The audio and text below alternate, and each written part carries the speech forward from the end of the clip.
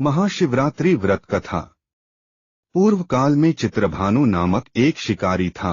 जानवरों की हत्या करके वह अपने परिवार को पालता था। वह एक साहूकार का कर्जदार था, लेकिन उसका ऋण समय पर न चुका सका। क्रोधित साहूकार ने शिकारी को शिवमठ में बंदी बना लिया। संयोग से उस दिन शिवरात्रि थी। शिकारी ध्यानमग्न होकर शिव संबंधी धार्मिक बातें सुनता रहा। चतुर्दशी को उसने शिवरात्रि व्रत की कथा भी सुनी। शाम होते ही साहूकार ने उसे अपने पास बुलाया और ऋण चुकाने के विषय में बात की। शिकारी अगले दिन सारा ऋण लौटा देने का वचन देकर बंधन से छूट गया। अपनी दिनचर्या की भांति वह जंगल में शिकार के लिए निकला, लेकिन दिन भर बंदी गृह में रहने के कारण भूख प्यास से व्याकुल था। शिकार खोजता हुआ वह बहुत दूर निकल गया। जब अंधकार हो गया तो उसने विचार किया कि रात जंगल में ही बितानी पड़ेगी। वह वन एक तालाब के किनारे एक बेल के पेड़ पर चढ़कर रात बीतने का इंतजार करने लगा। बिल्व वृक्ष के नीचे शिवलिंग था जो बिल्वपत्रों से ढका हुआ था। शिकारी को उसका पता न चला। पड़ाव बनाते समय उसने जो टहनियां तोड़ी वे संयोग से शिवलिंग पर गिरती चली गई। इस प्रकार दिन भर भूखे प्यासे शिकारी का व्रत भी हो गया और शिवलिंग पर बिल्वपत्र भी चढ़ गए। एक पहर रात्रि बीत जाने पर एक गर्भिणी हिरनी तालाब पर पानी पीने पहुंची। शिकारी ने धनुष पर तीर चढ़ाकर ज्यों ही प्रत्यंचा खींची, हिरनी बोली, मैं गर्भिणी हूँ, शीघ्र ही प्रसव करूंगी। तुम एक साथ दो जीवों की हत्या करोगे, जो ठीक नहीं है। मैं बच्चे को जन्म देकर शीघ्र ही तुम्हारे समक्ष प्रस्तुत हो जाऊंगी, तब मार लेना। शिकारी ने प्रत्यंचा ढीली कर दी और हिरनी जंगली झाड़ियों में लुप्त हो गई।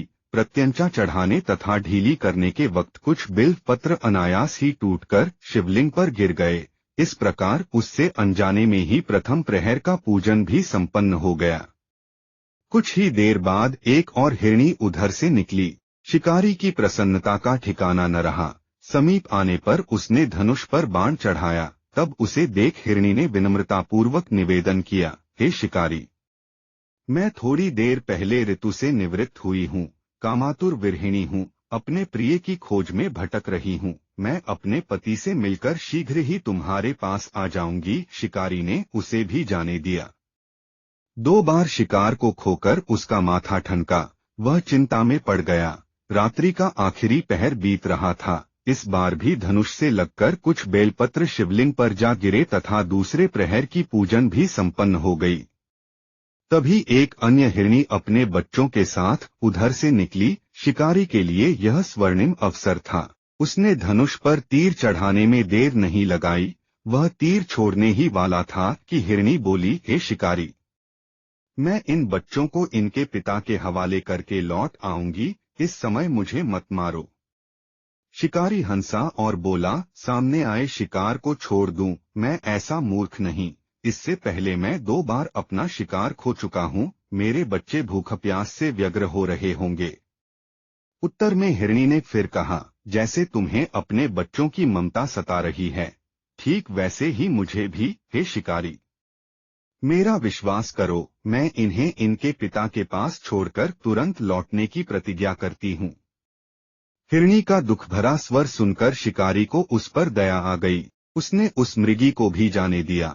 शिकार के अभाव में तथा भूख प्यास से व्याकुल शिकारी अनजाने में ही बेलवृक्ष पर बैठा बेलपत्र तोड़ तोड़कर नीचे फेंकता जा रहा था।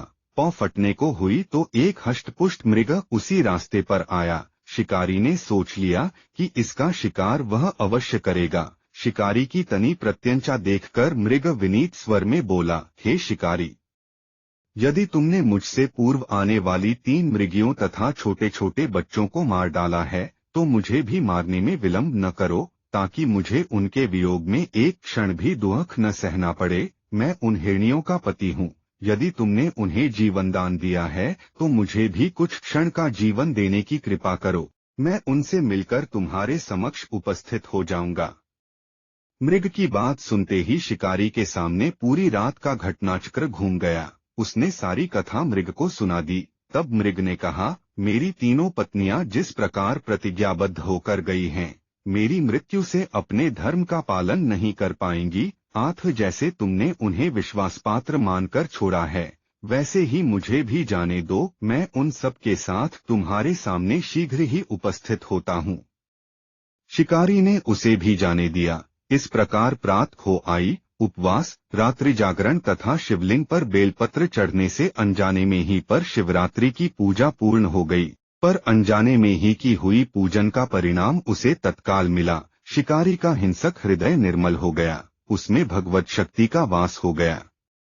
थोड़ी ही देर बाद वह मृग सपरिवार शिकारी के समक्ष उपस्थित हो गया ताकि वह उनका शिकार कर सके, किंतु जंगली पशुओं की ऐसी सत्यता, सात्विकता एवं सामूहिक प्रेम भावना देखकर शिकारी को बड़ी ग्लानि हुई। उसने मृग परिवार को जीवनदान दे दिया। अनजाने में शिवरात्रि के व्रत का पालन करने पर भी शिकारी को मोक्ष की प्राप्ति हुई। जब मृत्यु काल में यमदूत उसके जीव को ले जाने आए तो शिवगणों ने उन्हें वापस भेज दिया तथा शिकारी को शिवलोक ले गए। शिवजी की कृपा से ही अपने इस जन्म में राजा चित्रभानु अपने पिछले जन्म को याद रख पाए तथा महाशिवरात्रि के महत्व को जानकर उसका अगले जन्म में भी पालन कर पाए। शिव कथा का यह है संदेश। शिकारी की कथानुसार महादेव तो अनजाने में किए गए व्रत का भी फल दे देते हैं, पर वास्तव में महादेव शिकारी की दया भाव से प्रसन्न हुए। अपने परिवार के कष्ट का ध्यान होते हुए भी शिकारी ने मृग परिवार को जाने दिया। यह करुणा ही वस्तुत उस शिकारी को उन पंडित एवं पुजारियों से उत्कृष्ट बना देती है जो कि सिर्फ रात्रि जागरण, उपवास एवं दूध, दही, बेलपत्र आदि द्वारा शिव को प्रसन्न कर लेना चाहते हैं। इस कथा में सबसे महत्वपूर्ण बात यह है कि इस कथा में अनजाने में हुए पूजन पर विशेष बल दिया गया है। इसका अर्थ यह नहीं है कि शिव किसी भी प्रकार से किए गए पूजन को स्वीकार कर लेते हैं अथवा भोलेनाथ जाने या अनजाने में हुए पूजन में भेद नहीं कर सकते हैं। वास्तव में वह शिकारी शिव पूजन नहीं कर रहा था। इसका अर्थ यह भी हुआ कि वह किसी तरह के किसी फल की कामना भी नहीं कर रहा था। उसने मृग परिवार को समय एवं जीवन दान दिया जो कि शिव पूजन के समान है।